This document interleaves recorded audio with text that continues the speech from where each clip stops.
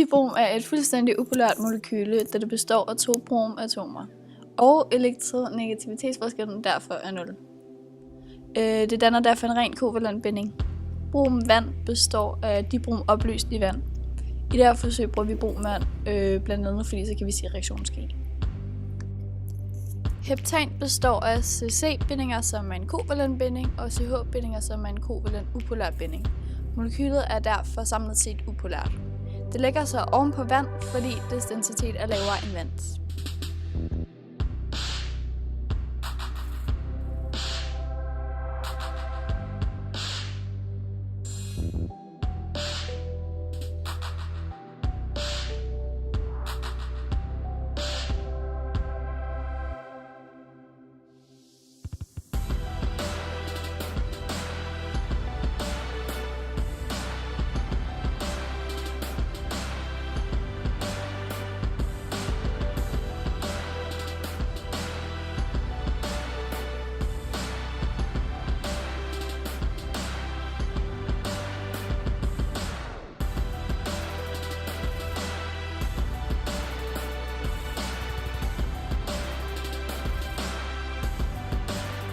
Stofferne blandes og lægges i 2 faser.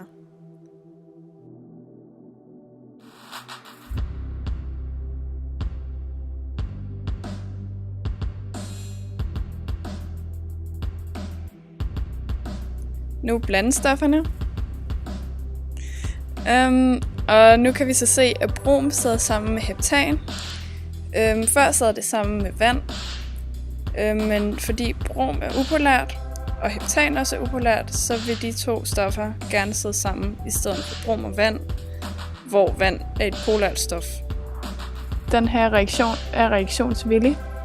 Denne reaktion kaldes en substitutionsreaktion. Dette kan ses, da et af H'erne i heptanen bliver byttet ud med brom fra dibrommolekyle. På den måde danner de så det nye molekyle, et bromheptan og hydrobromidmolekyle. Når de kommer ned i vand, bliver de skilt ad, så der kommer et bromidmolekyle, som er negativt ladet, og et hydrogenmolekyle, som er positivt ladet. Dette har ingen effekt på bromheptanen ovenover. Vi lavede 2 forsøg. Et, der fik lys, og et, der ikke fik lys. Ved den, der fik lys, kunne vi se, at den gulbrune farve, som kommer fra brom, blev markant lysere, jo længere tid blandingen stod under lyset.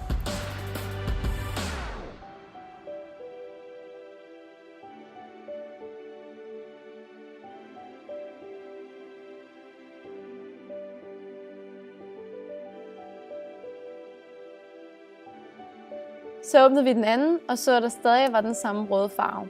Ud fra dette kan vi konkludere, at lyset har en effekt på, hvor hurtigt reaktionen sker. Den her reaktion er reaktions 3.